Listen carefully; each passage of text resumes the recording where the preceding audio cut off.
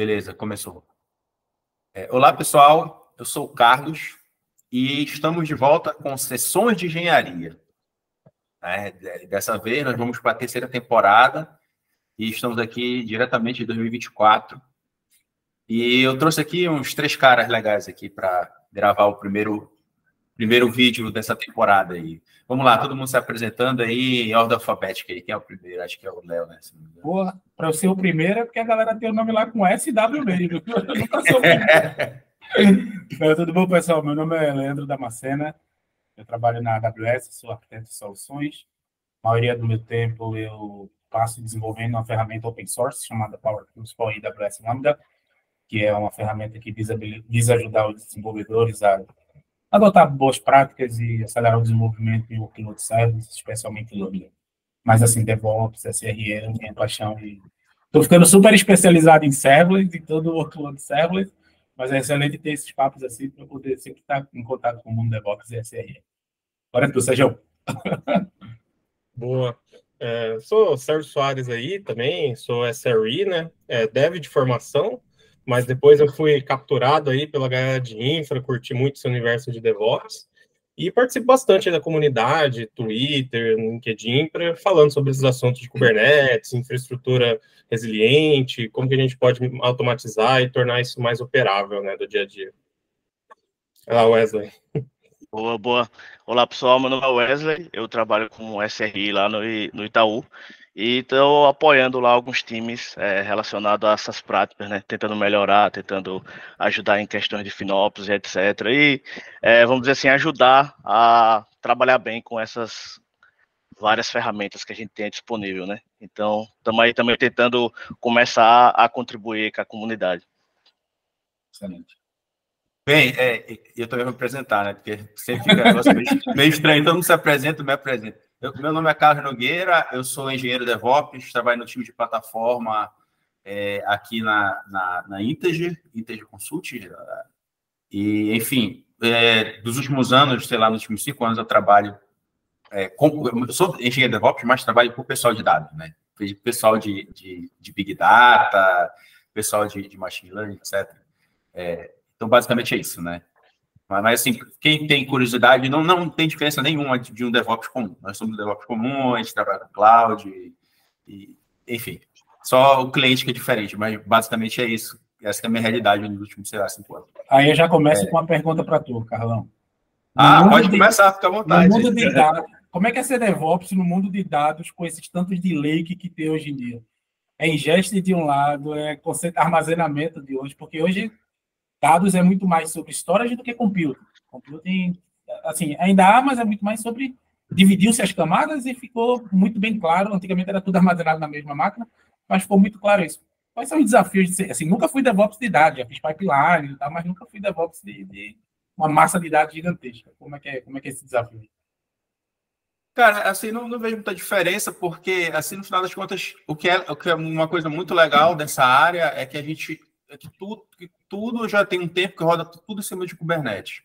E, especificamente, eu sempre trabalho com equipes de produto, né? Eu sempre trabalho ajudando a criar um produto, né? Uma plataforma que vai justamente mexer com esses leitos aí que você está falando. A gente cria uma plataforma que tem todas as ferramentas, tem a ferramenta que provisiona o Data Lake e todas as ferramentas que estão ao redor, né? Para lidar com esses dados e etc. Onde a gente vai armazenar esses dados.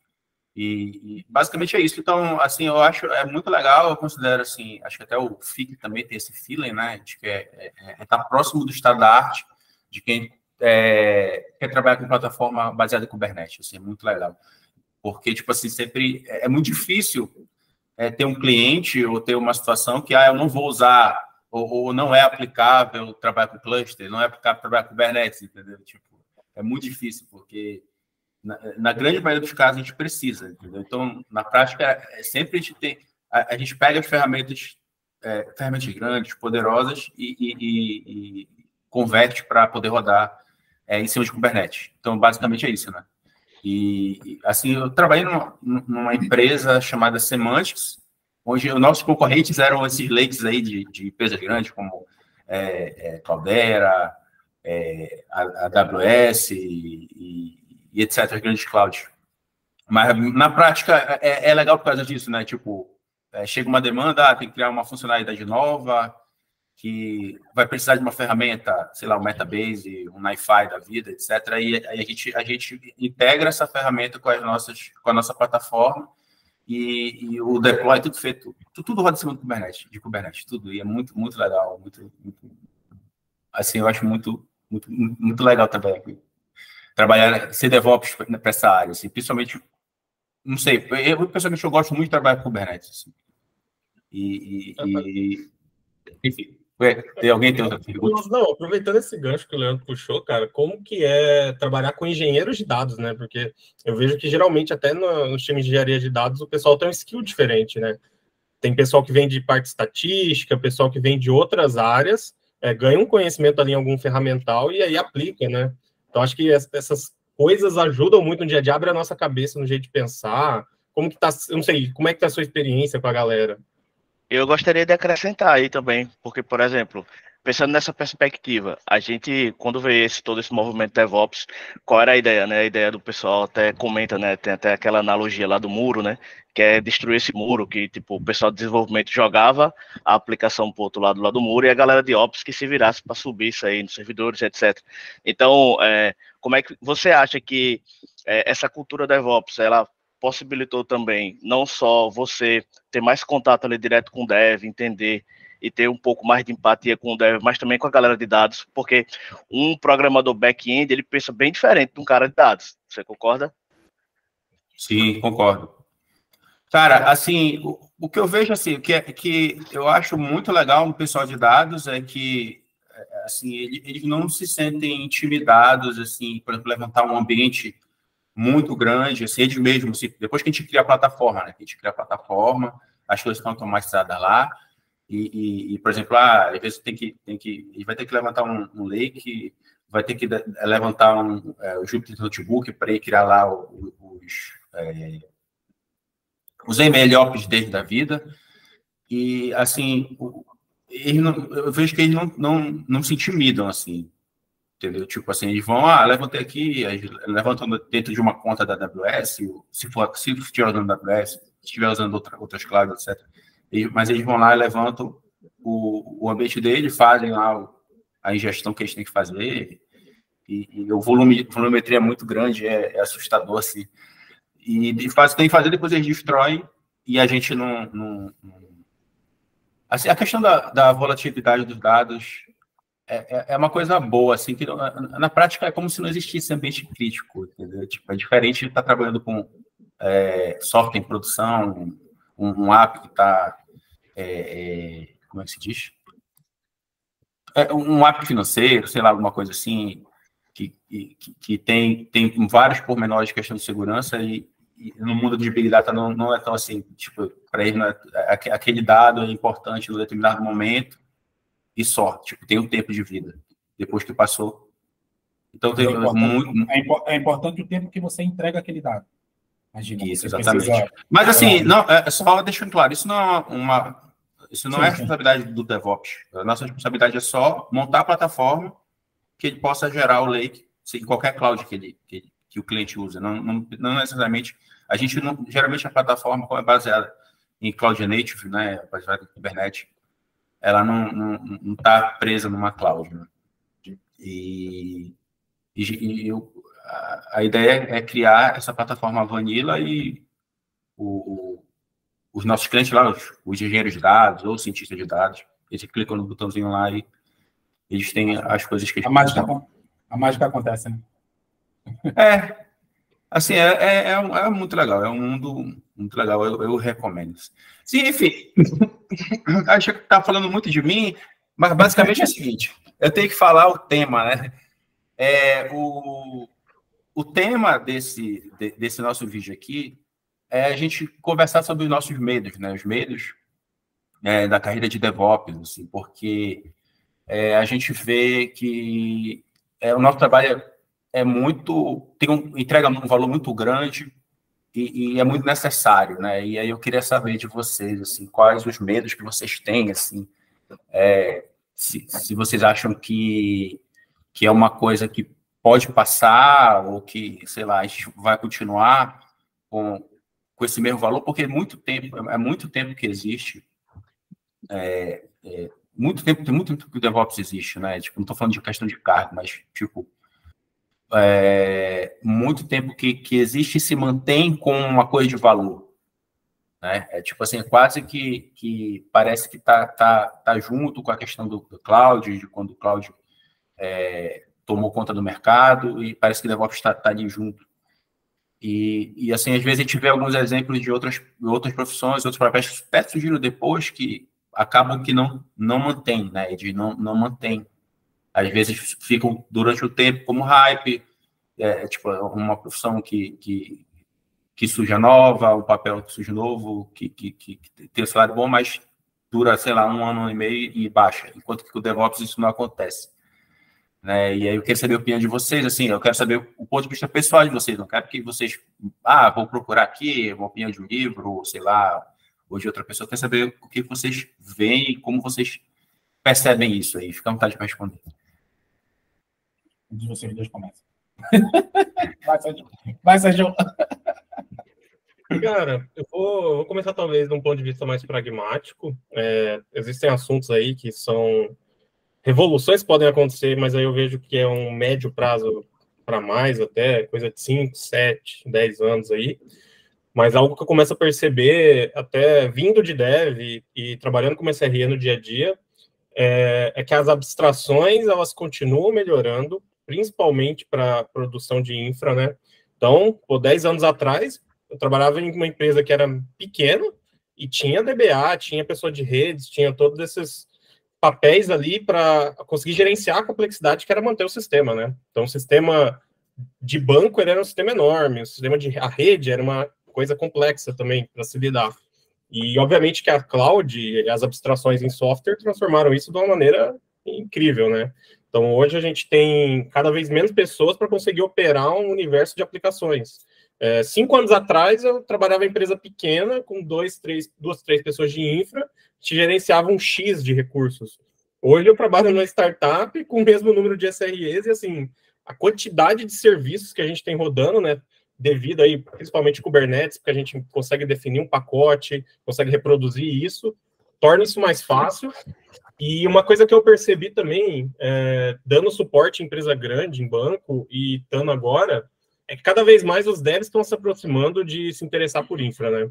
Cada vez mais o pessoal está furando a barreira e olhando como que eles podem facilitar o dia a dia deles. Então, o próprio Microsoft agora lançou do .NET o Aspire, que já gerou um reboliço dentro da minha empresa, a galera ali de .NET já, se a gente quer pôr isso agora. Então, assim, as conversas elas estão vindo do outro lado para cá, então eu vejo que essa aproximação é devido a essa facilidade. Então, acho que o primeiro medo que eu gostaria de levantar é esse, assim, a gente como SRE, como pessoa de infraestrutura, a gente tem que acompanhar essa evolução, tem que entender esse movimento, principalmente aí, quanto mais na camada de software tiver, mais o time de desenvolvimento também pode atuar. E aí, quanto mais a cloud abstrair, em vez de você ter um sistema de redes que tem mais de 150 microelementos para gerenciar, você tem ali 20, 10, ou seja, a cloud abstrai, o software encapsula aquilo num pacote, cara, a pessoa começa a conseguir gerenciar aquilo sem ter tanta experiência. Então, eu vejo que esse movimento ele vai continuar e ele já está fazendo um efeito maior ainda, né? A gente viu ali muitos sysadmins, né, nos últimos anos aí reclamando dessa mudança que a galera tem que evoluir. E eu acho que isso daí vai acelerar nesses próximos anos, cara. Eu acho que as clouds agora, com mecanismos mais inteligentes, vão criar pacotes ainda melhores, ainda mais fáceis de gerenciar. A gente já tem exemplos disso. E a gente vai ter uma evolução maior. Então, assim, saber desenvolver vai continuar sendo e vai cada vez mais ser um diferencial e até o básico, né? Então, se você não saber lidar com aquilo programaticamente, vai vir uma pessoa, pegar um pacote pronto da cloud, conseguir começar a gerenciar, e a cloud vai começar a criar mecanismos para evitar problemas, né? Então, vai começar a criar mecanismos para defender o próprio desenvolvedor de se ele subir uma VPC, ele explodir ela e acabar com a rede. Então, essas mudanças, elas começam pequenas, mas quando a gente vê, já tem um cavalo de Troia ali pronto, né? O cara só vai dar 2 cliques e, putz, subiu. É a mesma coisa discutir. O que era subir Kubernetes em 2018? O que é subir Kubernetes hoje num grande provedor de cloud? Então, assim, A própria AWS está tendo um movimento muito grande ali no EKS para reduzir o número de recursos a serem gerenciados. Eu estava discutindo isso, todas as evoluções que a gente vê no EKS, elas estão para tornar ele mais fácil de se desenvolver via CLI, via GUI, né, via interface gráfica. As evoluções de IAM dentro do EKS, então a cloud ela entende que quanto mais fácil for para gerenciar, menos Terraform precisar, melhor para algumas empresas. Esse é um movimento que está acontecendo. Então, fica aí meus 2 centavos, né? Uma coisa mais prática, e até deixar vocês falarem ainda, que eu também estou curioso. No meu ponto aqui, enquanto o Carlos estava falando e o Sérgio agora, eu fiquei imaginando, né, o ambiente onde dev, dados e ops, então todo mundo trabalhando ali com Terraform, todo mundo metendo a mão no código Terraform. Claro que não vai mexer na mesma coisa, né, a depender aí do local, mas é interessante como as ferramentas, né, elas possibilitaram que a gente quebrasse esses tais silos aí. No entanto, tem o outro lado da história, né, assim, como é para comentar de medos, uma das coisas que eu venho pensando recentemente, né? Porque quer queira, quer não, eu me considero novo na área. Então, eu entrei novo nessa área aí de DevOps SRE. E aí eu vejo que hoje tem uma maior complexidade de entrada, no sentido de todas essas abstrações, elas entregam para a gente várias facilidades. No entanto, às vezes no dia a dia, alguns problemas acontecem que, se você não tiver um conhecimento ali, vamos dizer assim, basilar, né? Que você não tem aquela história daquela velha base, você pode ter vários problemas, né, relacionados a isso. Então, nessa questão de complexidade de entrada, um dos medos é esse mesmo de, por exemplo, você ter menos pessoas conseguindo entrar na área, e, em paralelo a esse movimento de poucas pessoas conseguirem entrar na área em cargos mais elevados, com mais responsabilidade, você tem a substituição dessas pessoas por ferramentas. E eu não estou falando aqui da IA que vai fazer tudo. Eu estou falando justamente desse tipo de abstração, que até o Sérgio estava comentando, que é uma coisa muito boa em vários aspectos, mas também eu vejo, por exemplo, a substituição de, vamos dizer assim, de mão de obra quando uma ferramenta vem, por exemplo, a ferramenta da APM. Eu já trabalhei bastante com a APM, e o APM simplifica muito a vida da empresa, dos SREs, né, porque ele entrega um pacote completo ali para você fazer a observabilidade.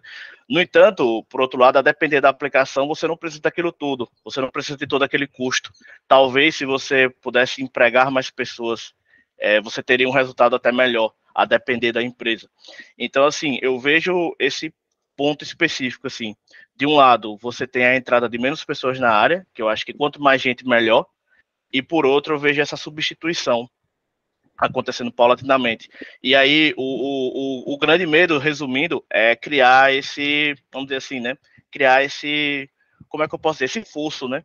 Entre a galera que está lá altamente especializada e uma galera que está lá embaixo tentando entrar na área, entendeu? Por isso que eu acho que é muito importante a galera aí contribuindo com a comunidade e tal, levantando material, porque muitos cursos também, tem cursos que são bons, mas assim, é aquele medo, né? Por exemplo, para você chegar, vamos dizer assim, e trabalhar em ambientes complexos, você precisa de um treinamento especializado.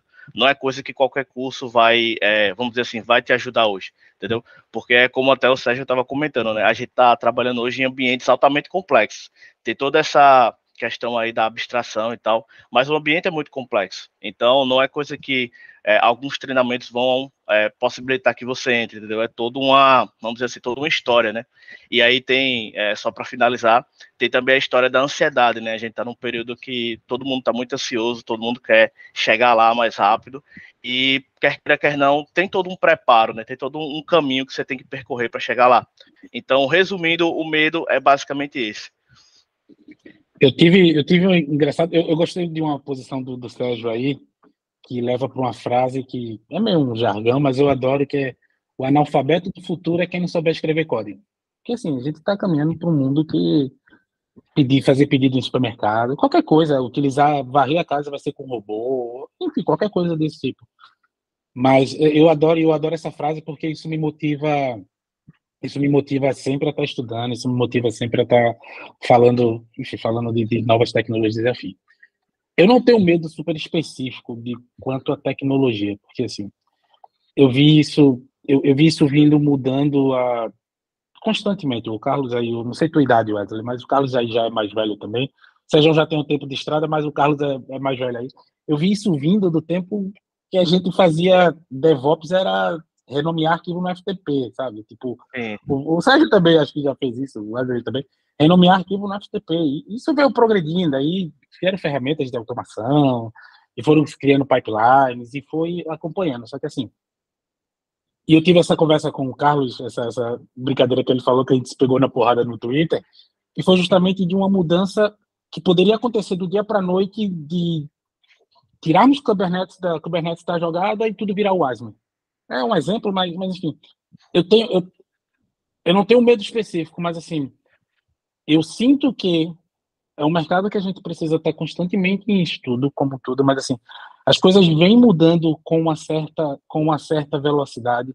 Eu pego um exemplo de GitOps. O que era GitOps há, sei lá, 2, 3 anos atrás, antes do Argo virar o que é hoje em dia, do FluxCD?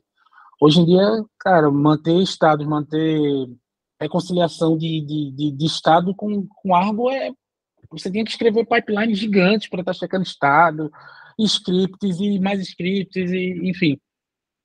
Tem também agora o lance da inteligência artificial, que são ferramentas que eu não acho que vem para substituir todo mundo. Eu acho que são ferramentas que vêm para auxiliar. O desenvolvedor não confia.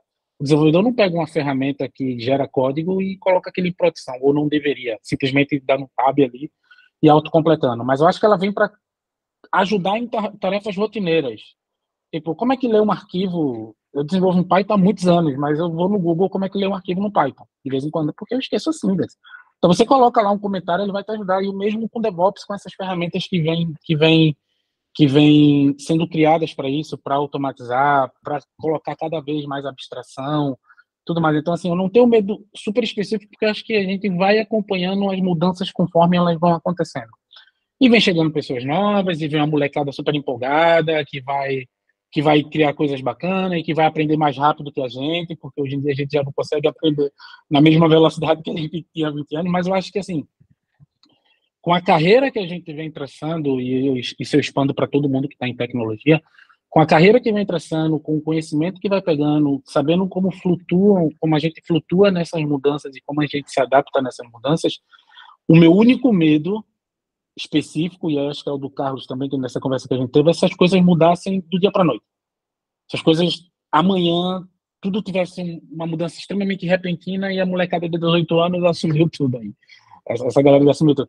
Mas eu não acho que isso seja uma realidade, pelo menos não agora. Eu acho que as coisas vão ganhando maturidade para que elas possam ser substituídas. Um exemplo que o Wesley falou, ferramentas de APM. Eu estou trabalhando muito agora com observabilidade. Ferramentas de APM. Era muito difícil você ter ferramentas que você tem uma visualização, tipo, sensacional. Sei lá, vou pegar um exemplo do Honeycomb, que é uma ferramenta que você faz tracing ali online. O Jaeger, também que tem uma visualização. Antigamente, todo mundo gerava tudo e tinha logs e não conseguia visualizar aquilo. Essas ferramentas vieram para trazer uma visualização legal, independente, elas fazem storage também, mas independente de onde está o storage, de trazer uma visualização legal. Só que isso veio crescendo, isso veio paulatinamente, isso veio com a APM do Elastic, depois foram criando ferramentas SaaS, aí vem o OpenTelemetry para ajudar a não exibir, mas coletar. Então, acho que as coisas vão progredindo. Mas se eu tivesse que fazer um sumário disso, falar assim, qual é o seu medo nessa área, e não só DevOps, na área geral de computação? Era se tudo mudasse num botão do dia para a noite, que eu acho que não é realidade. Isso me tiraria o sono todos os dias, mas eu acho que tudo a gente vem aprendendo, vem modificando e vem amadurecendo paulatinamente, assim, sem essas mudanças como o filme, que você aperta um botão e o Thanos desaparece todo mundo. Eu acho, assim, puxando o que acho que o Sérgio e o Wesley falaram sobre treinamento, cursos, eu acho que tipo, um complemento, uma coisa que é complicado na nossa área, que além dessa questão dos cursos, é uma coisa que eu vejo que teoricamente poderia agregar valor, pelo menos para mim agrega valor, à primeira vista, é questão de livros, né? Vou começar, eu vou criar o hábito de ler livros técnicos. E foi uma coisa que eu meio que criei nos últimos anos, assim, muito questão de amizade com o Kiko, né? Lá do Twitter. E assim que ele incentiva muita gente a ler. Só que eu achei engraçado que quando eu fiz uma entrevista aqui com 2 gringos, né, 2 americanos, e eu perguntei para eles, né, o que eles estavam lendo, porque eu sempre gosto de perguntar no final, né, o que vocês estão lendo, acompanhando e tal. E aí um deles falou, cara, eu não consigo ler nada. Aí eu falei, como assim? E aí ele me explicou por quê. Porque os livros, os que estão antenados mesmo com os projetos mais atuais, com as coisas cloud native, etc., nosso dia a dia de DevOps, eles perdem a validade rápido, assim, tipo, as coisas que estão ali não fazem mais sentido dentro de meses. E eu parei para pensar e eu vi, é verdade. Eu tinha acabado de ler o livro sobre microserviços, que eu acho que a validade dele, assim, ele foi importante para mim, esse livro que eu li, até da Riley. Mas parei para pensar, a validade dele, do que estava escrito ali, morreu em 2019.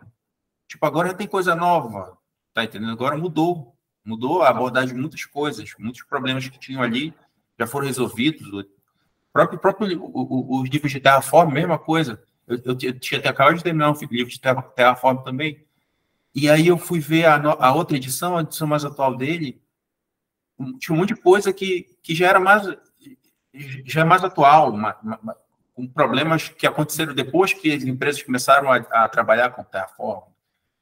E eu acho que isso é um problema, né? Isso para mim é um medo, assim, tipo, porque eu não posso chegar. Porque tem aquele outro medo também. Poxa, que o pessoal, como o Jefferson diz, o pessoal diz que não existe junho, né? Não existe DevOps junho. Sei lá, em 2017, 2018, eu concordava com essa frase, mas hoje em dia eu vejo que precisa existir o DevOps Júnior. Só que o desafio é como é o perfil desse DevOps Júnior? Como seria?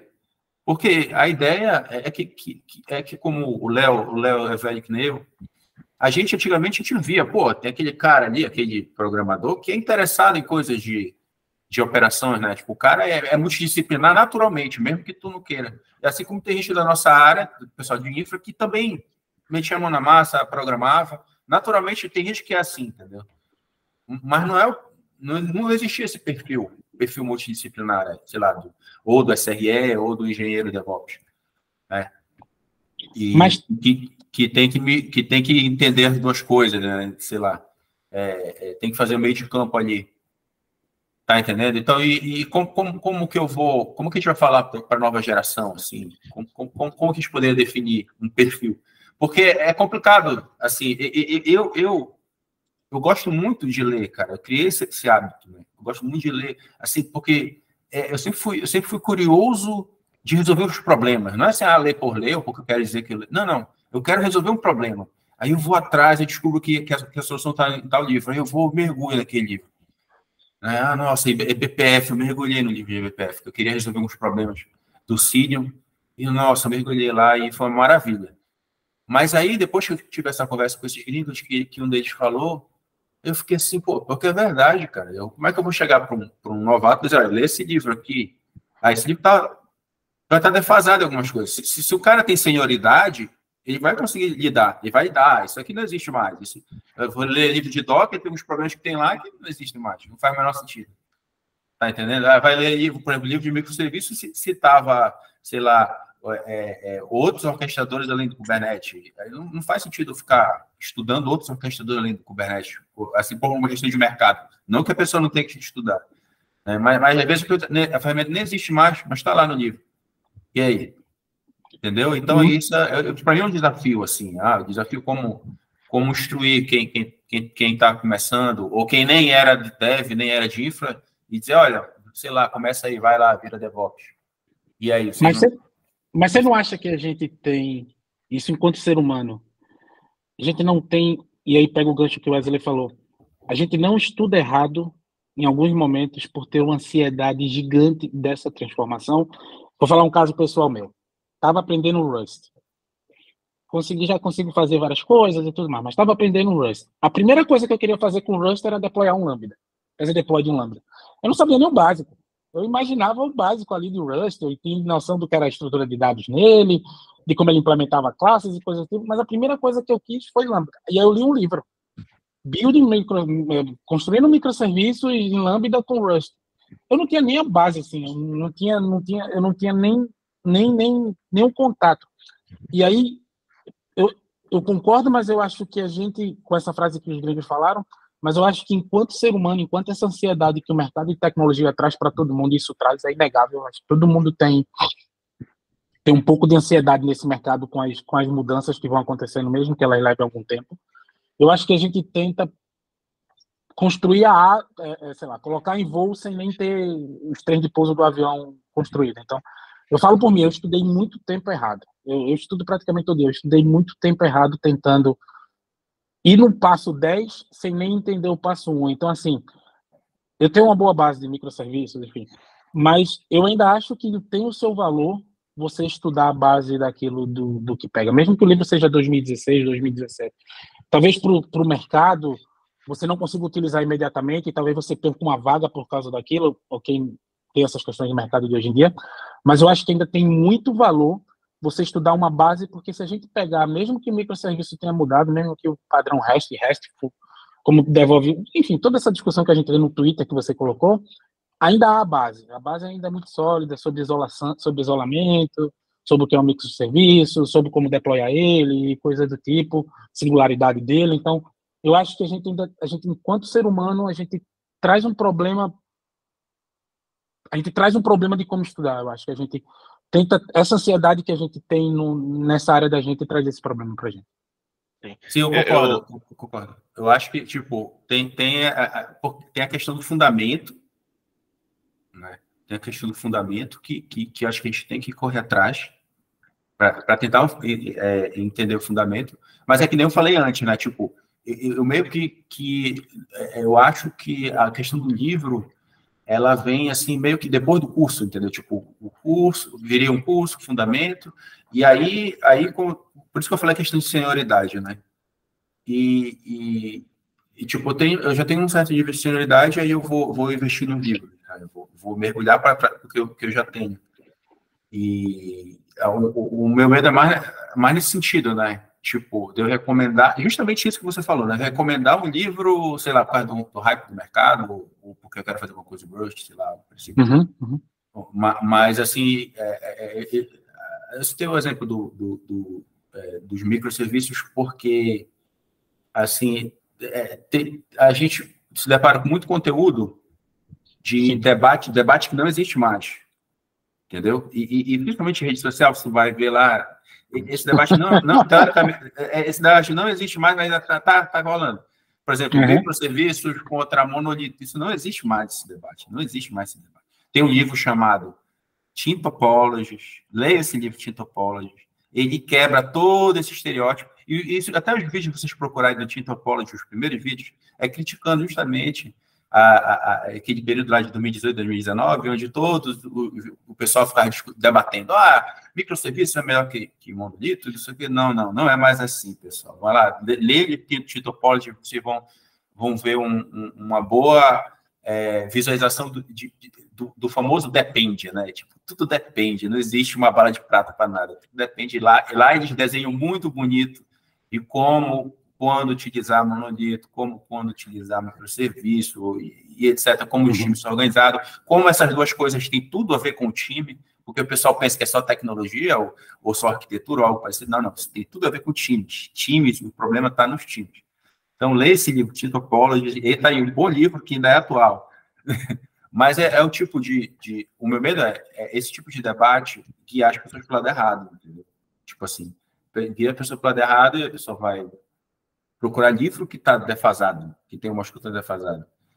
Então, eu acho que o que você falou é importante a gente focar, todos nós, né? Não só quem é iniciante, a gente sempre tem que estar estudando, isso é uma coisa certa, sempre tem que estar estudando, e por conta disso tem que fazer que nem o Sérgio, de vez em quando tirar umas férias, desligar do mundo, que nem eu fiz também, porque eu tive que dar uma desligada. Vou fazer mês que vem. Mês que vem eu vou fazer.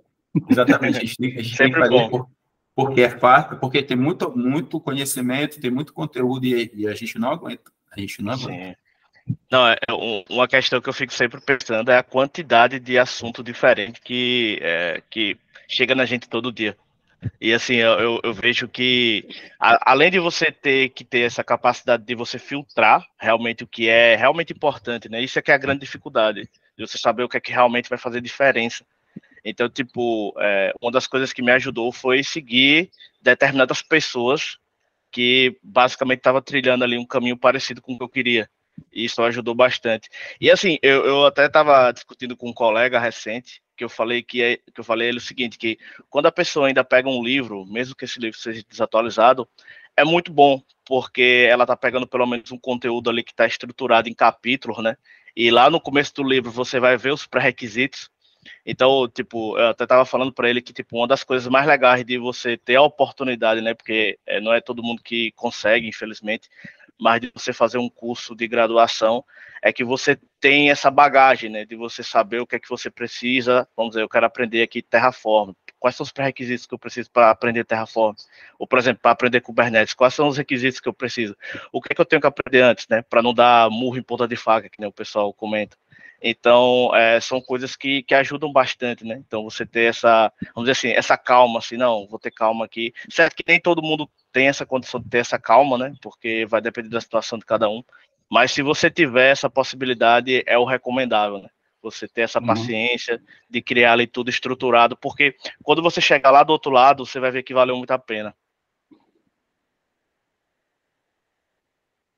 É que no mundo, rapidinho, Sérgio, é que no mundo, Wesley, no mundo que a gente veio aí de um tempo atrás, a gente não tinha esse bombardeio de informação, todos nós aqui, a gente não tinha esse bombardeio de informação há 10 anos atrás, quando a gente estava ali, no meio da carreira da gente, não tinha esse bombardeio de informação, a tecnologia andava num compasso um pouquinho diferente, e a gente foi formando a base. Por isso que eu acho que hoje para a gente é mais simples olhar para um serviço novo, olhar para uma tecnologia nova e falar assim, ok, tem seus desafios de aprendizado, mas a gente sabe como chegar lá porque a gente veio dessa fase de que a gente conseguia ler livro, porque as coisas não eram tão desatualizadas do dia para a noite, a gente conseguia experimentar, porque o time to market das coisas era um pouquinho diferente, e hoje nos dá uma base muito grande de olhar e falar assim, eu acho que isso aqui é uma nova tecnologia, tem seus desafios, mas eu consigo ter uma base porque isso,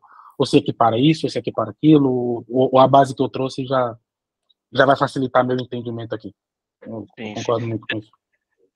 Recentemente alguém falou, eu ouvi em algum lugar o cara falando que o único local que você não encontra uma publicidade ou algo que vai quebrar ali sua atenção é um livro, né? Porque você não vai abrir o livro ali em papel e vai ter uma propaganda ali que vai... Entendeu? Imagina, eu fico muito chateado que eu tô ali concentrado no vídeo do YouTube, um vídeo muito legal do cara, aí de repente aparece lá uma propaganda. Não, meu Deus do céu, quebra todo, tá ligado? O raciocínio ali. Então... Ou você coloca em 3x querendo comprimir conhecimento, né? Não, teve uma vez que eu vi um vídeo, só rapidinho. Uma vez eu vi um vídeo, o cara falou como aprender 2 vezes mais rápido. Aí eu, vou ver aqui, né? Curioso na época. E aí o cara disse, é só aumentar 2 vezes a velocidade do vídeo. Aí eu devia ter colocado uma parada tirando onda, né? Ironia, alguma coisa assim, sei lá, sarcasmo, tá ligado? Hashtag, enfim.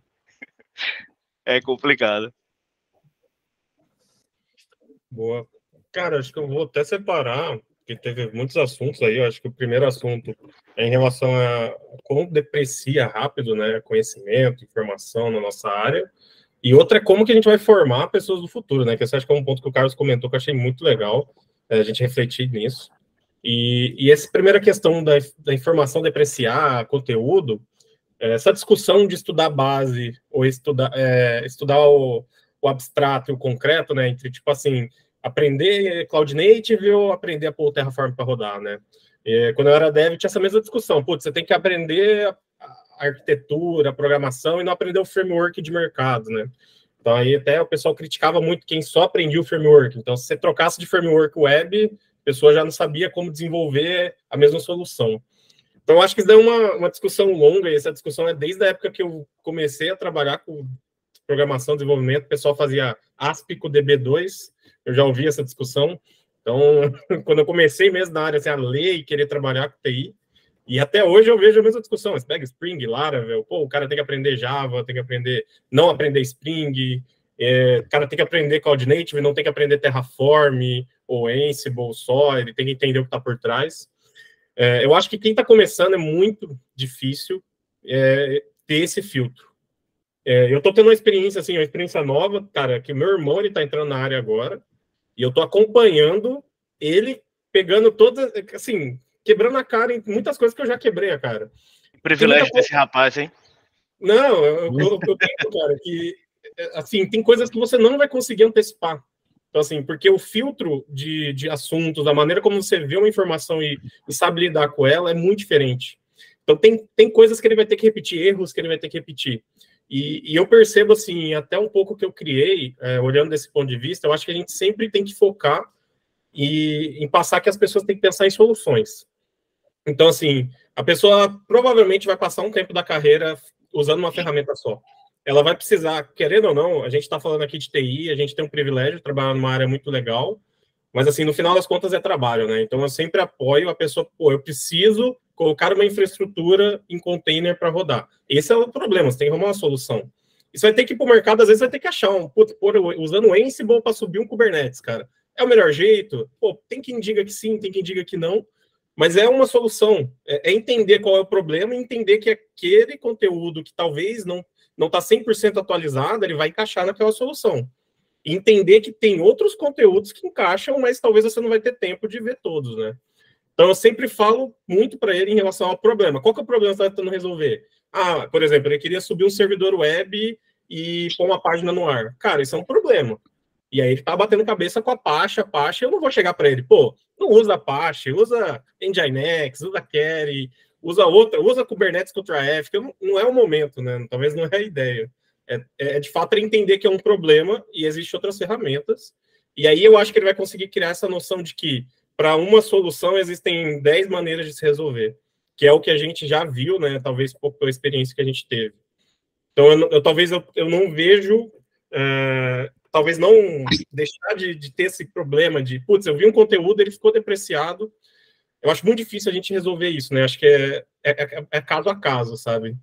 O material, de fato, é difícil orientar o melhor material, a melhor documentação, mas acho que sempre discutir em termos altos o problema, até a pessoa entender o ferramental, é um caminho que eu vejo que é legal, botar a mente muito mais para solucionar problemas, entender os pontos do problema e entender que aquela ferramenta resolve. A pessoa vai ficar viesada naquela ferramenta por um tempo? Provavelmente vai.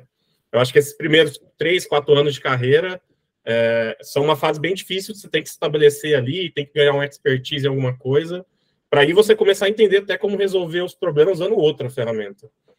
E aí, de cada um, tem pessoas, como o Carlos comentou, que são mais multidisciplinares, elas vão se abrir mais a outras maneiras de resolver o mesmo problema. E aí elas vão se tornar bem mais complexas. O que a gente não pode esquecer é que o fundamento e focar no fundamento da simplicidade tem que ser o princípio de tudo, né? Não posso, tá entendendo? Eu não posso esquecer isso porque existem 1000 formas de fazer a mesma coisa. Peraí, né?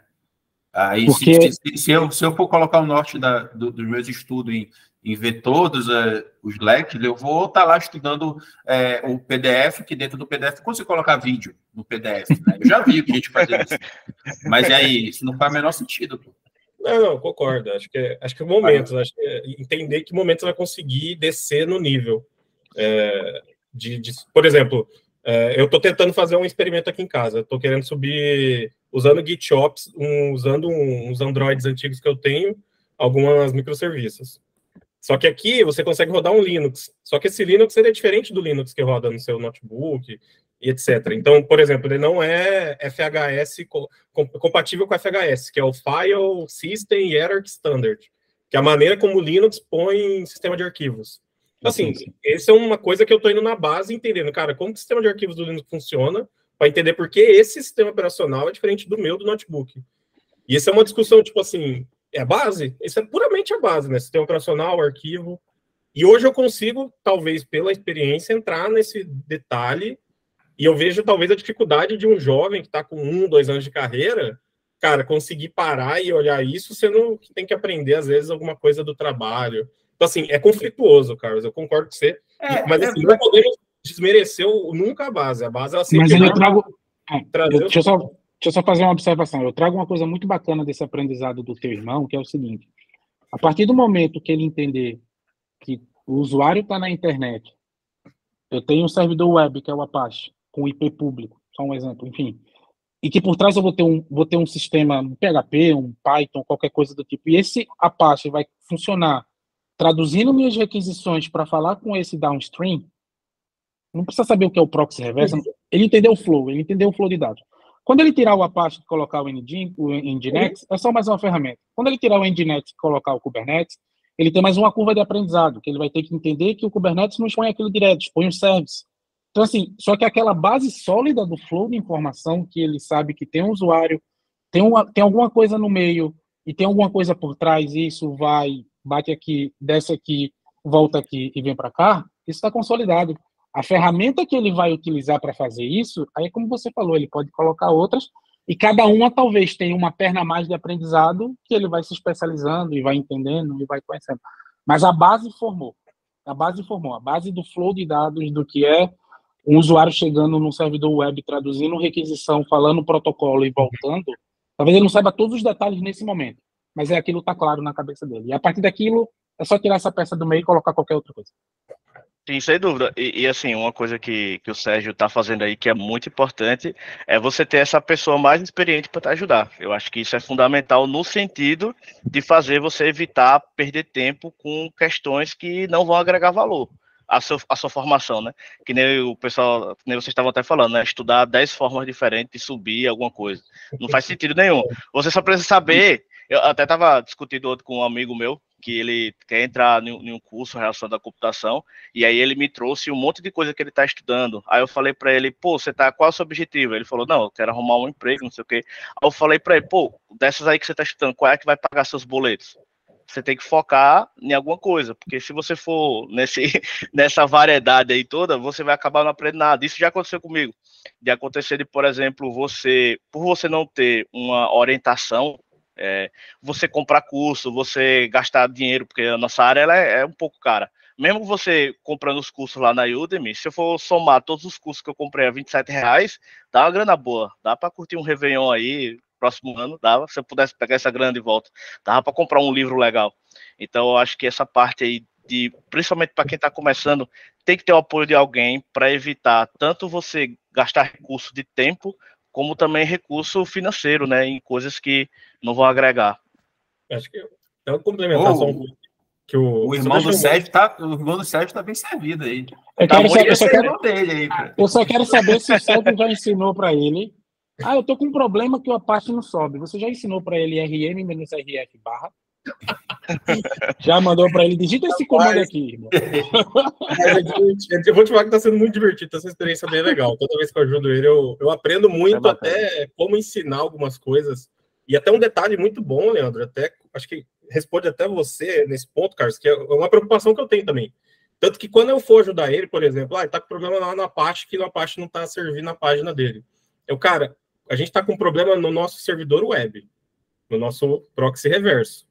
Então, assim, eu não falo a ferramenta, porque a ferramenta, ele tem que entender que ela é um mecanismo. A gente pode trocar aquele cara ali. Então, eu sempre trato em alto nível o problema. Tipo assim, você quer servir uma página. Qual que é a ferramenta de servir página que você está usando? Aí, a ferramenta que a gente usa aqui é o Apache. Beleza. Então, vamos configurar o seu proxy reverso para ir para a sua página. Então, é sempre uma conversa. O problema é servir a página. A ferramenta é o proxy reverso ali dentro do seu servidor web. Cara, vamos configurar agora ela direito. E aí é tratar, é uma discussão, né? Tratar em relação ao problema e não a ferramenta. Você podia ficar lá falando, vamos configurar o HT-Access do seu Apache, porque sem um HT-Access, seu Apache não funciona. E assim, a conversa fica praticamente só de framework, né? Só da ferramenta, e ela vira ele fica amarrado, tipo assim, servidor web só é Apache na minha vida. Isso daí eu já vi no passado, assim, se não for Apache, ferrou, não sobe a página. Não tem Apache no servidor, acabou. O meu princípio básico, que acho que me guia desde sempre, é o seguinte, se você entender o que é que aquilo está fazendo, o fluxo de dados e a base do que aquilo está fazendo, você vai se especializando depois. Então, você vai se especializar como é que o HT-Access vai te ajudar? Você vai se especializar em entender a diferença de um HTTP com HTTPS. o HTTPS. Você vai entender como colocar um certificado. Só que se você não nem entender, e eu acho que isso também é um desafio, sei lá, quando as pessoas estão aprendendo cloud ou coisa do tipo, em abstração em geral, vamos colocar abstração, como é que aquilo acontece?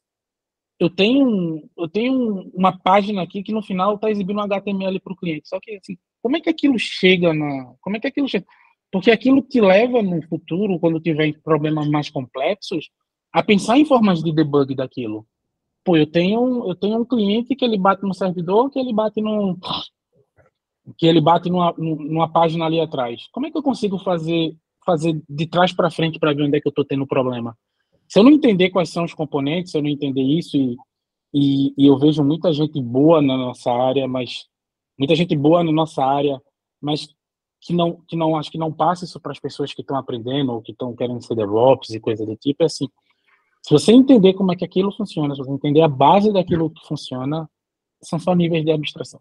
Você vai conseguir até o mais baixo, ou não, porque você já está rodando na cloud, você não tem acesso a ele, mas você vai pelo menos saber o caminho que você vai fazer o debug daquilo, ou simplesmente falar, olha, eu não consigo ter acesso a essa informação, preciso abrir um ticket na cloud, preciso fazer qualquer outra coisa para ter o acesso a isso.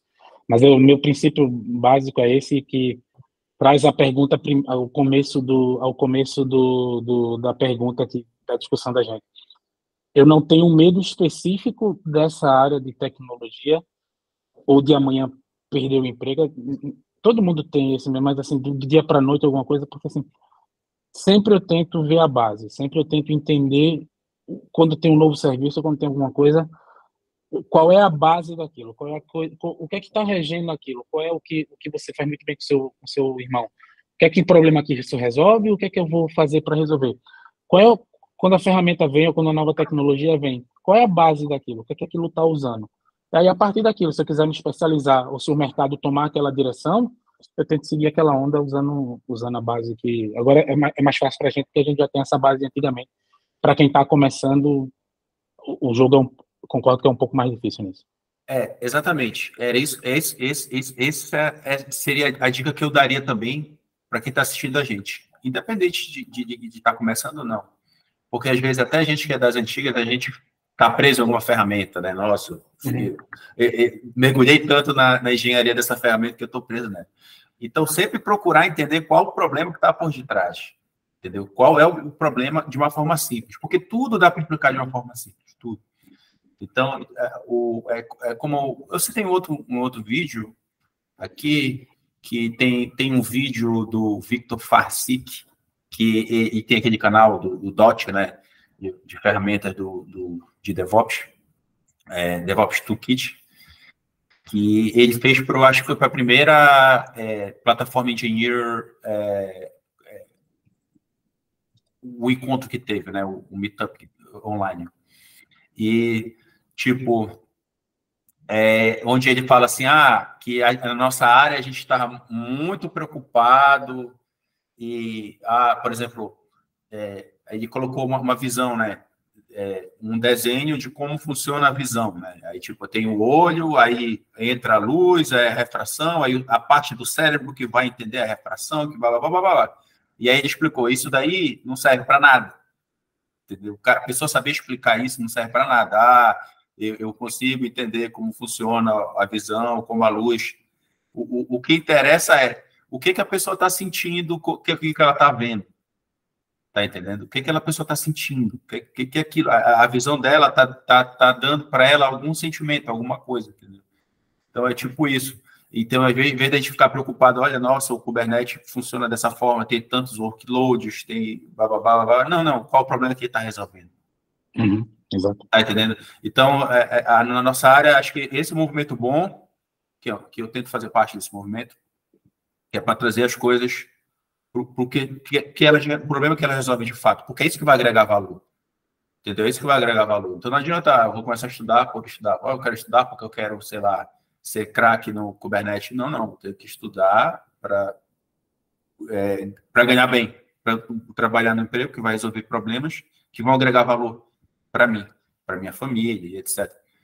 Então, eu acho, assim, eu meio que eu gosto desse movimento que tem na nossa área, assim, tem esse movimento. Tem um movimento contrário, né, que Hoje todo mundo quer ser especialista, você é especialista em tudo, mas eu acho que passa muito pelo que o Sérgio está fazendo com o irmão dele e por isso que o Léo Damascena falou, né? E o Wesley também está defendendo aqui. Por isso que eu chamei ele daqui, né?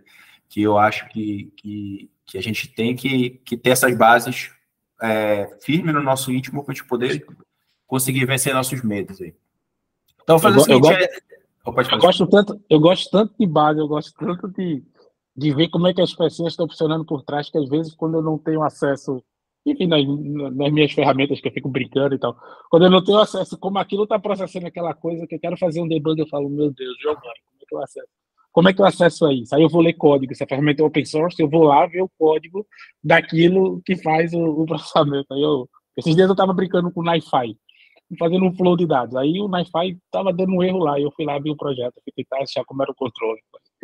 Eu gosto dessas coisas, de entender muito a base para poder transformar isso de uma forma mais tranquila quando você está vendo as coisas funcionando. Sim. Desculpa, Então, Carla, te cortei. Não, tudo bem, tudo bem.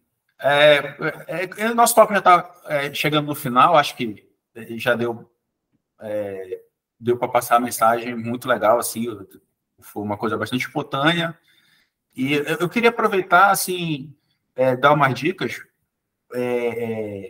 Tem um perfil que está em todas as redes sociais aí, chamado Byte Go, onde eles defendem essa filosofia de simplificar as coisas, né? De explicar o que está por trás, né? O que está por trás do Kubernetes, o que está por trás de um site web, uma aplicação no celular, etc., de uma forma bem simples. E eles têm um livro muito bom, tem vários livros, na realidade, né? Que é o System Design Interview. Tem um que é verdinho e outro que é azul. E vocês conseguem achar isso no perfil Byte Go. Todo esse link eu vou deixar aqui embaixo. Eu acho que isso ajuda muito, muito, muito, tanto quem quer ser DevOps, quanto quem quer ser de infra, quanto quer ser Dev. E é um livro muito bom, são livros muito bons e bem simples aí. Eu vou deixar aberto para vocês aí, da sugestão de vocês, de leituras ou conteúdo relacionado a isso que a gente conversou hoje aí. Vamos lá, na ordem alfabética aí. Eu vou trazer um da minha área, quer dizer, do que eu estou trabalhando mais recentemente, que aí eu não estou trazendo ferramentas específicas, mas eu estou trazendo... Cadê ele? Eu queria mostrar a capa dele aqui. Não estou localizando, mas é engenharia de observabilidade. Então, assim, eu não estou estudando ferramentas específicas ou uma ferramenta que vai resolver problema. Eu estou estudando desde a base já li ele, eu estou lendo novamente para especializar, mas eu estou lendo ele novamente para poder pegar a base, para entender questões de alarmes, questões de o que gerar, o que não gerar, padrões entre logs, entre métricas e coisas, mas assim, de uma forma do conceito, não de uma forma de ferramenta específica, uma ferramenta que vai resolver o problema X ou Y. Então está sendo um livro muito legal, porque eu estou fazendo um refresh de muito conhecimento de tudo que eu já vinha trabalhando com observabilidade aí. Eu queria pegar a capa dele aqui, mas eu não tô com ele aqui. Não sei onde está. Vai lá, Sérgio. Cara, hoje, ultimamente, eu tô lendo coisas muito dispersas. Não, veja bem, não é o que vocês estão lendo. Eu vou fazer essa pergunta daqui a pouco. Bem, vamos lá. Então errei na resposta?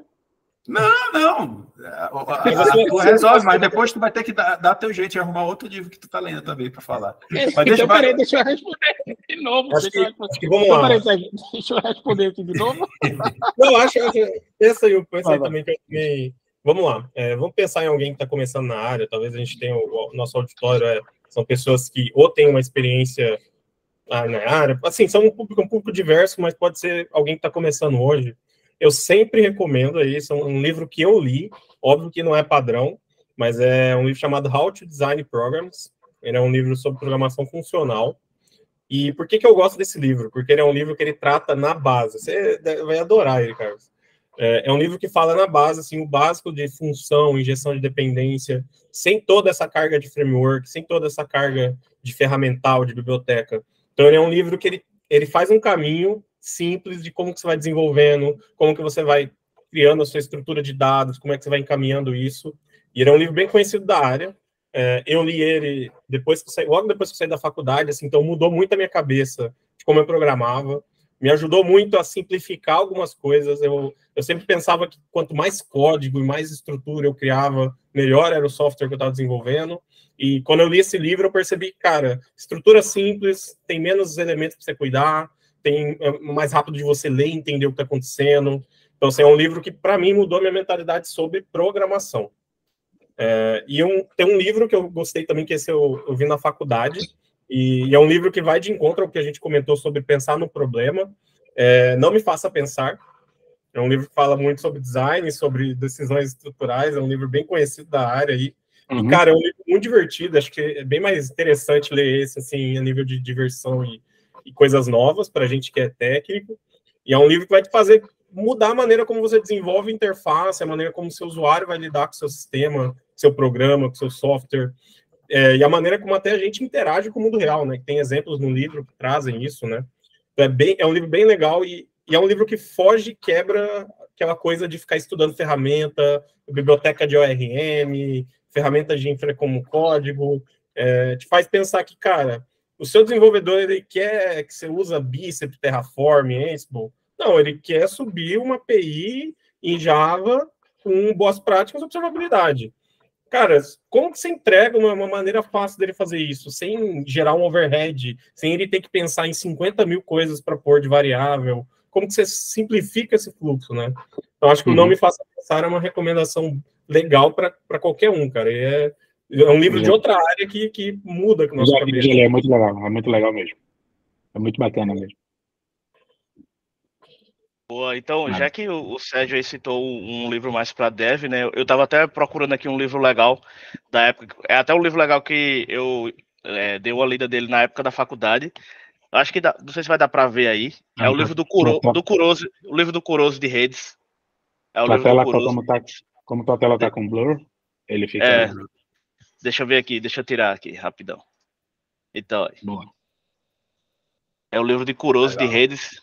Ele foi um livro bem legal, assim, para mim na época da faculdade, mas, assim, foi engraçado porque eu dei uma lida lá na faculdade, né, na disciplina lá, na UFES, na disciplina lá de redes, e aí eu não entendi muita coisa, mas aí depois, quando eu me formei, quando eu estava trabalhando como analista de redes, aí eu dei outra lida, e ele me ajudou muito a entender aquela história que o Leandro estava puxando aí do flow, né, de você entender. Eu queria entender basicamente como é que eu fazia uma requisição aqui de um serviço web, o que é que acontecia lá por trás, né? O que é que acontecia de trás do capô do carro lá, vamos dizer assim, né? Debaixo do capô. E esse livro, ele ajuda bastante nesse sentido. E tem até o livro do Tannenbaum também, mas eu acho que esse livro aqui ele é mais interessante porque ele trata mais um pouco da camada de aplicação, você vai entender mais um pouco da camada de aplicação e também as questões relacionadas lá a camada de transporte, que eu acho que são muito interessantes da gente entender, né? Que até o Leandro estava falando aí. Então, a questão lá de você entender TCP ou DP é bem relevante hoje em dia aí, para a gente ver a questão do DNS e tal. Então, esse livro é um livro que não ficou velho, né? É o tipo de livro que você pode ter na sua casa, que você vai ler daqui a 5 anos e ele ainda vai continuar útil. Um livro do Tannenbaum, eu não me lembrava nem o nome dele. Me levou a 1900 e alguma coisa. Porque você entra por exemplo, eu fiz universidade pública. Aí você entra na universidade pública, só tem Tannenbaum, cara. Tannenbaum.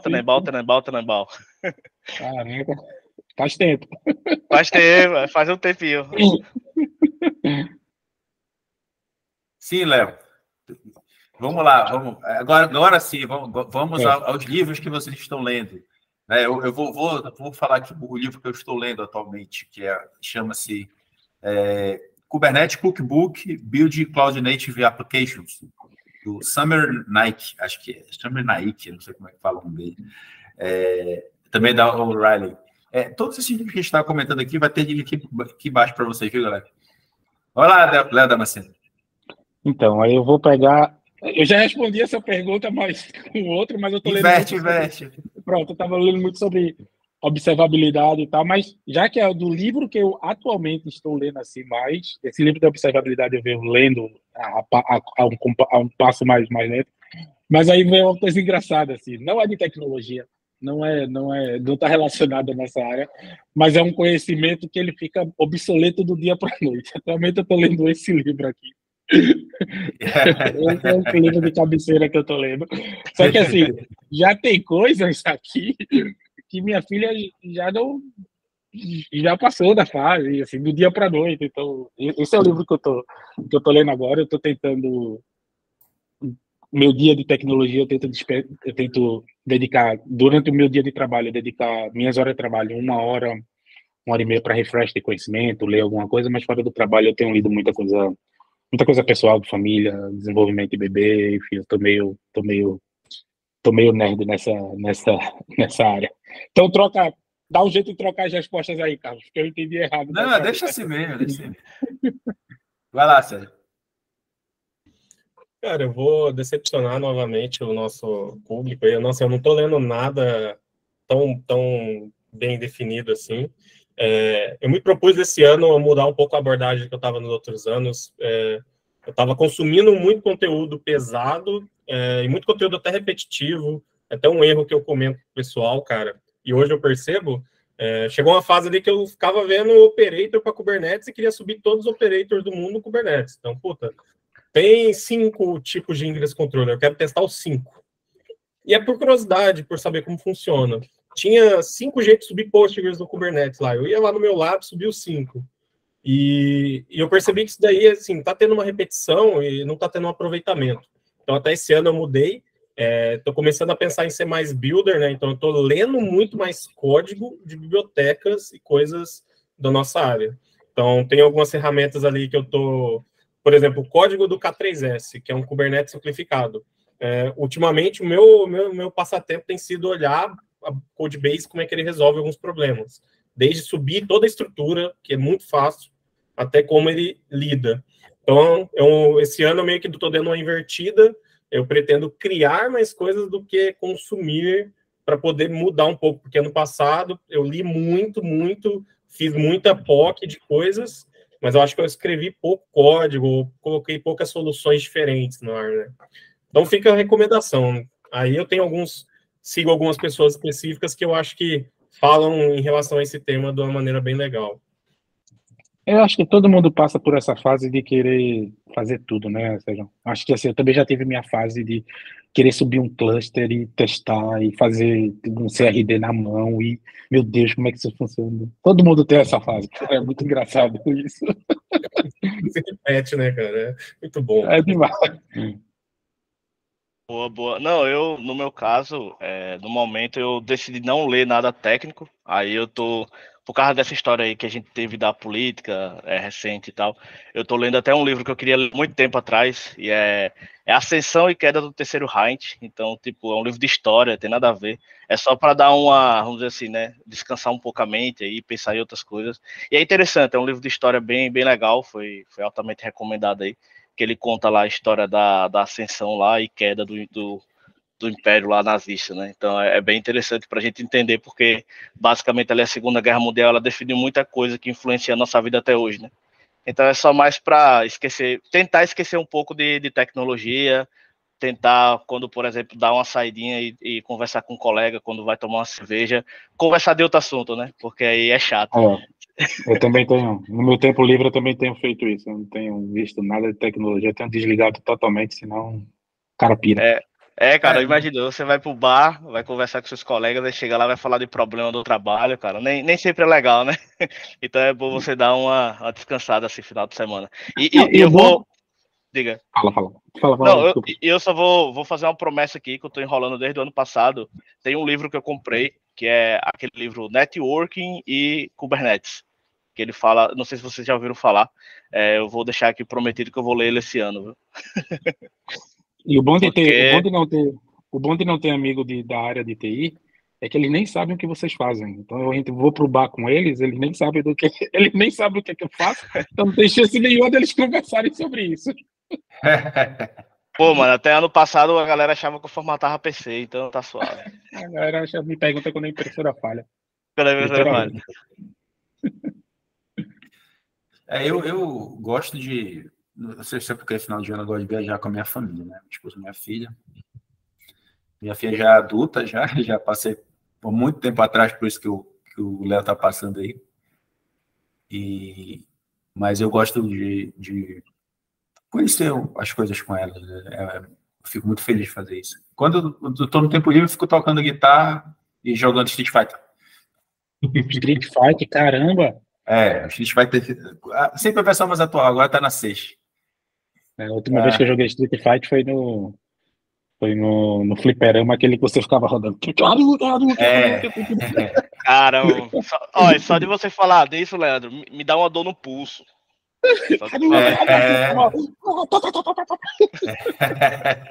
A dor no pulso volta, cara.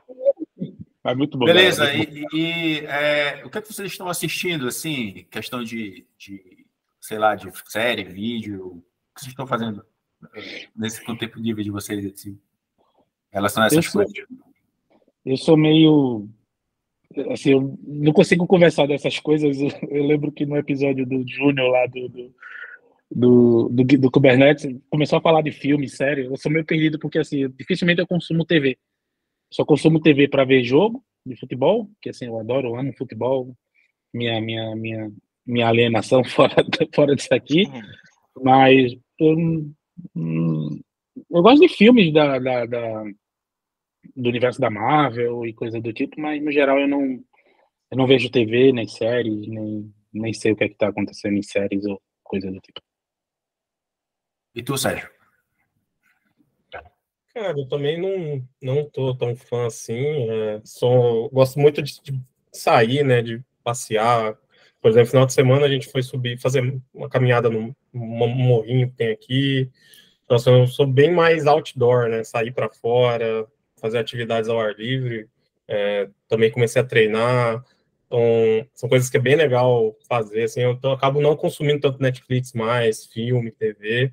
E videogame também parei, assim, não tô tendo tempo. Até queria comprar um Steam Deck e brincar, para ter um passatempo, mas eu deixar essas brincadeiras para depois. Mas, assim, eu assisti alguns filmes por cima, assim, aquele do avião que caiu aqui nas Cordilheiras, que o Netflix fez, a minha esposa tá assistindo, eu tava acompanhando um pouco ele. São coisas assim, bem esporádicas, né? Eu tava até comentando com a minha esposa, falei, cara, é ruim ser velho, né? Porque eu já vi umas 2 versões desse filme, tem mais outra agora. Tu viu a primeira, né? Eu já tô ficando, aí, tipo, parece que eu tô sei lá, num pesadelo, num filme. Todos os filmes têm remake de tudo. Vai ter remake até de Eu Sou a Lenda agora. Vai ter remake de Eu Sou a Lenda? É um negócio absurdo, assim, sei lá. Por exemplo, já na minha vida eu já vi o tio Ben do Homem-Aranha, morreu um monte de vezes já. Porra, não aguento mais. Cadê a criatividade, né? Não, pelo amor de Deus. Tá bom. Mas é isso, assim. Não, eu ultimamente eu só tô vendo conteúdo bem tranquilo, assim, para descansar. Eu tirei essas últimas 2 semanas aí para, vamos dizer assim, só ver coisas bem simples, assim, bem tranquilas, só dar risada. Então, eu tava vi um pouquinho de Rick and Morty, vi um pouquinho de The Big Bang Theory, esse tipo de coisa, entendeu? Então, sitcom, essas coisas mais, assim, tranquilas. Eu assisti o filme ontem, acho que foi ontem que eu assisti, aquele Time, do tempo, o pessoal que vai para uma praia aí, que o tempo rola mais rápido lá e tal, e o pessoal envelhece. Só desculpa, eu assisti um filme muito bom, O Preço do Amanhã. Assistam, é muito bom. Vale muito a pena. O Preço do Amanhã é aquele com Justin Timberlake? Justin Timberlake, ele traz umas reflexões bem interessantes. É legal, Vou dar muito legal. Tem outro filme que eu gosto bastante, mais ou menos assim nessa linha, é Gattaca, A Experiência Genética. Legal. Esse é legal. Aí eu assisti esse Time, né, que é do mesmo diretor lá do Split, do Unbreakable, do Glass. Aí deu vontade de assistir Glass, eu assisti Glass depois, assisti de novo, né, que eu acho muito legal. É Vidro, né, no nome em português. Que é da trilogia. Série... isso é uma trilogia, né, que você... que teve no ano 2000 o Unbreakable, né, que era o cara isso. E aí teve o Split, que foi em 2016, e teve esse. E que ele tem múltiplas personalidades e coisas do tipo, né? Isso. Porque são 3 personagens, né?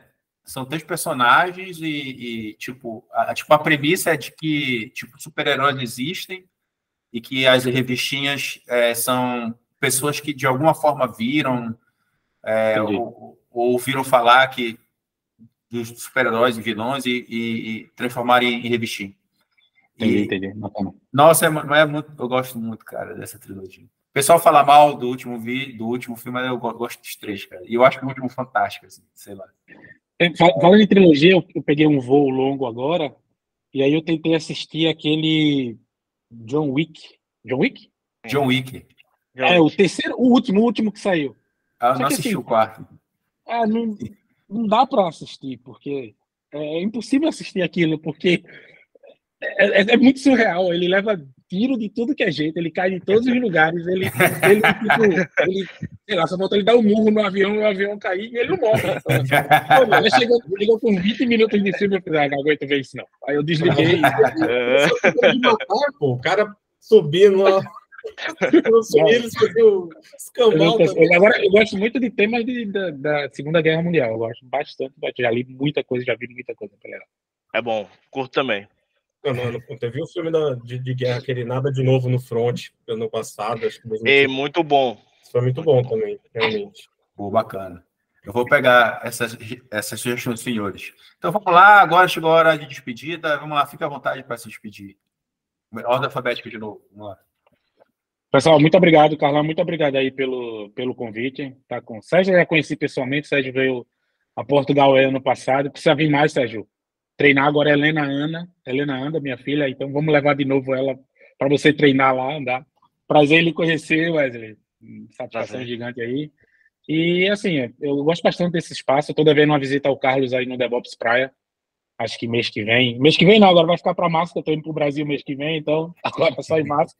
Mas muito obrigado aí, pessoal. Muito obrigado aí. Sempre que tiver oportunidade de trocar conteúdo, especialmente sobre reflexões de vida, reflexões de carreira, porque tecnologia, cada um tem a sua muito específica e muito especializada em cada uma. Pelo menos aqui nós 4 somos muito fera em alguma tecnologia que o outro talvez nem tenha tido muito contato, mas sobre essas reflexões de vida e de carreira eu gosto bastante. Muito obrigado. Vai lá, Sérgio. Pô, valeu aí, Carlos. Cara, agradeço sempre. Até ontem mesmo eu estava listando. Esse final de semana eu parei para listar meus vídeos que eu participei ano passado. Então aqui sempre foi um espaço que o Carlos abriu aí para mim. E conheci muita gente legal, muita gente que você vê na comunidade somando e ajudando, sabe? E fora o aprendizado, né, que a gente tem. Vídeos que eu participo, vídeos que eu assisto, que o pessoal grava, assim, eu me divirto muito, eu acho que é muito leve esse ambiente, é muito legal, acho muito aconchegante ter esse espaço para conversar e trocar ideia. Então, no mais, galera, é estudar, fazer engenharia reversa de tudo e bora lá, o futuro é nosso. Aí, então, satisfação estar aqui novamente, né? Agradecer aí o Carlos pela oportunidade, agradecer aí o Sérgio também. É bem legal. Quando eu cheguei aqui, que eu vi, Sérgio e o Leandro, pô, vai ser legal o papo, tá ligado? Sempre é legal o papo, mas, pô, com esses caras aqui é melhor ainda. E o Leandro, eu já lhe conhecia, porque eu fiz a minha primeira conta AWS, eu fiz por culpa sua, que a gente tinha que fazer um lab de AM lá. Você gravou um vídeo, era alguma coisa do AWS. Você... eu sou o cara. Verdade. Eu fiz um workshop com o Marcelo Paladino. Workshop, exatamente, foi um workshop e eu cheguei atrasado no workshop, porque. Lembra? Eu cheguei atrasado no workshop. Eu cheguei atrasado. Eu nunca esqueço disso, porque eu cheguei atrasado no workshop, porque faltou gasolina no Uber. E aí o Uber pediu para empurrar o carro até o posto. Eu tô tentando lembrar, verdade. Pô, satisfação, cara. Igualmente, cara. Então, assim, só agradecer e passar pro pessoal aí que continua estudando. Eu tava até conversando isso com o colega ontem, que é importante que a gente persista, que a gente continue estudando sempre e que dá uma olhadinha lá na base, um pouquinho menos de pressa, que vem, galera, que vem. Vai vir. É só ter calma, vai aos poucos, siga a galera que produz conteúdo, que produz conteúdo com seriedade, né? Que a galera tem uma galera que produz conteúdo muito bom, com seriedade, às vezes até de graça também, tem muito conteúdo grátis aí pra gente ver, e é aquilo, focar em um objetivo e seguir, que vai dar certo. Beleza. É isso. Beleza, então, obrigado, senhores, pela presença dos senhores. E, assim, acho que foi um papo muito reconfortante, né? Eu chamei, eu chamei vocês porque eu queria ver a impressão de vocês. Eu chamei o Léo porque eu queria que ele me acalmasse. Porque tudo isso começou com o Flame no Twitter, mas tudo bem. Foi.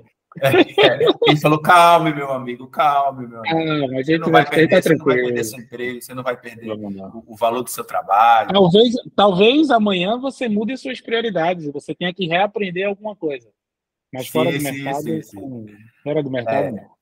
Mas é isso, que seja.